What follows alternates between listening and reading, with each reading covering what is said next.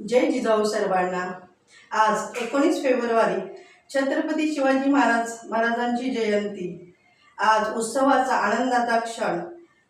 आज सर्वांना छत्रपती शिवाजी महाराजांच्या जयंतीनिमित्त हार्दिक हार्दिक शुभेच्छा। आजचा दिवस हा खूप सुवर्णाक्षरांनी लिहावा असा आहे। आजच्या दिवशी सर्वत्र सर्वच ठिकाणी मोठ्या उत्साहाने छत्रपती शिवाजी महाराजांची जयंती साजरी केली जाते। त्यांच्या विचारांचा, त्यांच्या कीर्तीचा, त्यांच्या धैर्याचा, त्यांच्या सामर्थ्याचा जय जयकार केला जातो। ठिकठिकाणी आज खूप छान प्रसन्न वातावरण असतं। आजचा दिवस हा प्रत्येक जण वाट पाहत असतो या दिवसाची।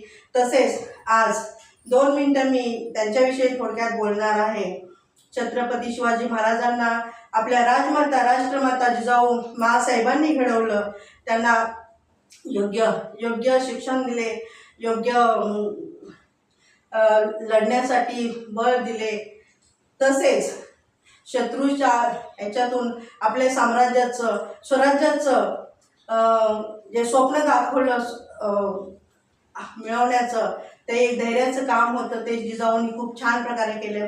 बालवयातच शिवरायांना एक चांगलं उत्तम गुरु म्हणून त्या खूप नेहमी पाठी राहिल्या आणि त्यांच्या आदर्श घेऊन शिवरायांनी वयाच्या 16व्या वर्षी तोरणा किल्ला जिंकला आणि त्यांचे कार्य सुरू झाले। आज आपण पाहतो महाराष्ट्रात नाही जगभर त्यांची ख्याती आहे शिवरायांची, त्यांच्या कार्याची। तसेच आज समाजात त्यांच्या नावाचा जय जयकार होतो। त्यांच्या नावाने आपण अभिमानाने घेतो। तसेच कुठलंही कार्य करताना ह्या महापुरुषांचा, ह्या सर्वांचा आपण आदराने नाव घेतो। तसेच आपलं कार्य आपण त्यांच्या विचारांनी केलं तर खूप चांगलं होईल। त्यांचे विचार शिवरायांनी नेहमी स्त्रियांचा मान राखला। तसेच एक गोष्ट मी सांगू इच्छिते।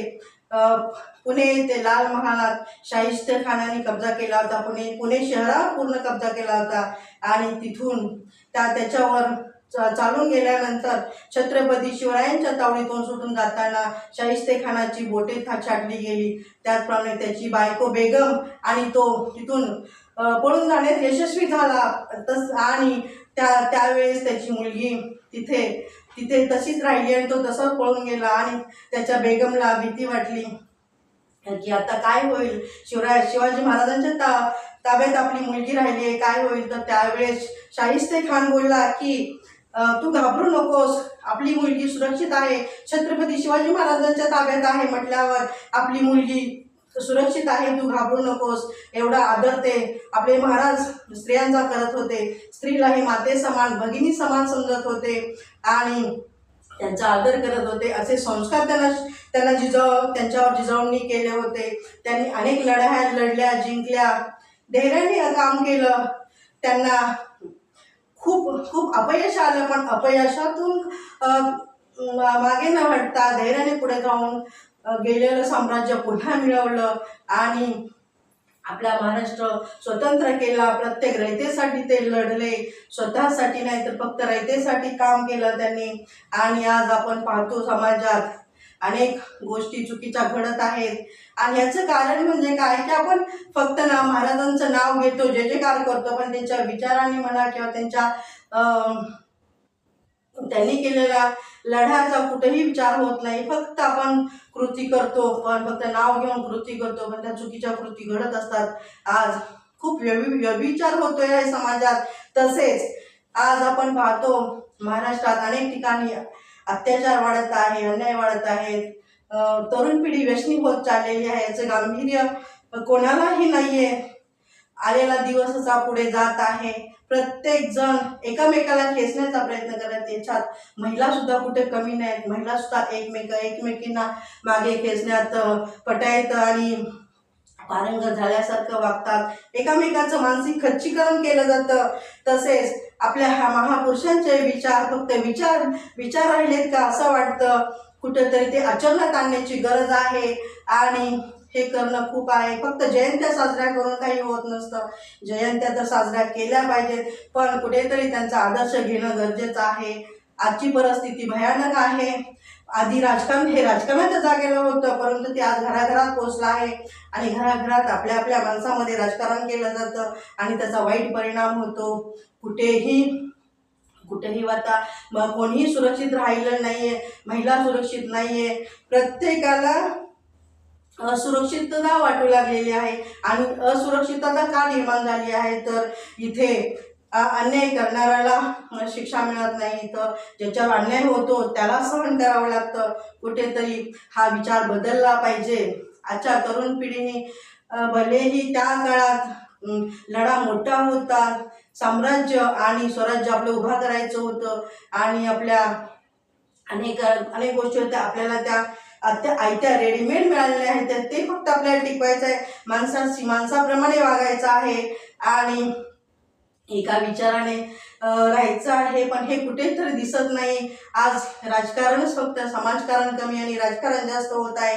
हे कुठेतरी थांबलं पाहिजे. आणि अनेक गोष्टी बोलण्यासारख्या आहेत, पण आज आपल्या छत्रपती शिवाजी महाराजांची जयंती आहे आणि मला वाटतं की आपण अनेकाच्या चुका काढण्यापेक्षा आपण आजच्या दिवशी जशी जयंती साजरी करतो तसं त्यांच्या विचारांचाही आदर करून त्या आचरणात आणूया आणि आनंदाने हे जीवन जगूया. खरंच हे जीवन हे क्षणभंगूर आहे, आपण हे सर्वजण जाणतोच, पण हे क्षणभंगूर जीवन आहे, छोटंसं जीवन आहे, पण आपण खूप काही गोष्टी चुकीच्या करून जातो, बोलून जातो. माणूस माणसात राहिला नाही, माणसाला भावना कळेना झालेत. खरंच ही वाईट परिस्थिती आहे. खरंच एकमेकाला जाणा, एकमेकाच्या भावना जाणा, माणसाची माणुसकी जपा, ती कुठेतरी लोप पावत चाललेली आहे. आणि पहिली गोष्ट विश्वास उडाला आहे, तो विश्वास हा प्रत्येकाने प्रत्येकावर दाखवला पाहिजे. विश्वासाने काही होत नसतं, विश्वास ठेवला तर अनेक गोष्टी होऊ शकतात. परंतु आजचं वातावरण बघता, ही भयानक अवस्था बघता, ही चिंतेची बाब आहे. फक्त महाराष्ट्राची नाही तर आपल्या देशाची आहे, अख्ख्या जगाची आहे. जगात सुद्धा चुकीच्या घटना घडत आहेत, ह्या कुठेतरी थांबल्या पाहिजेत आणि ही फक्त एक आपणच करू शकतो. सुरुवात ही आपल्यापासून करायची असते. प्रत्येकाने आपण सुधारायचा विचार केला तर नक्कीच एक दिवस अख्ख्या जगात आणि महाराष्ट्रात आणि देशभर सर्वांमध्ये बदल होईल. आणि हा बदल एकाने होत नसतो, सर्वांनी मिळून विचार करून आपल्यामध्ये बदल केला पाहिजे. आपले गुणदोष ओळखले पाहिजेत आणि पुढे चाललं पाहिजे. खरंच चुकाही होत असतात, पण चुकीतून शिकायचं असतं. आणि आपल्या महाराजांचा अभिमाने नाव घेतो तसंच आपली कीर्तीही अभिमानास्पद असली पाहिजे. आपलं कामही त्याला शोभेल असं असलं पाहिजे. उगाच महाराजांचं नाव घेऊन कुणीही राजकारण करू नये. आणि महाराजांचं नाव घ्यायचं असेल तर महाराजांचे विचार आणि महाराजांच्या गोष्टी आचरणात आणले तर त्याला एक मान आहे, नाही तर आपल्या महाराजांचा अपमान आहे तो. आणि महाराजांचा अपमान काही जण ठरवून करत नसतील, पण नकळत होत असेल. काही जण ठरवून करत असतील असं बोललं जातं, परंतु ठरवून करा किंवा न ठरवून करता अचानक चुकून होऊ दे, पण शक्यतो महाराजांचा अपमान करू नका, त्यांचा अवमान करू नका. आणि आपल्या महाराजांचा इतिहास हा फक्त इतिहास नाहीये, तो आपल्याला जीवनाचं जगण्याचं साधन आहे. हे सर्वांनी ओळखा. आपलं आयुष्य सुंदर, सुखकर आणि सुरक्षित करायचं असेल तर ह्यांच्या महापुरुषांचे विचार हे आचरणात आणणं गरजेचं आहे. एवढं बोलून मी थांबते. जय जिजाऊ, जय शिवराय, जय शंभूराज, जय महाराष्ट्र.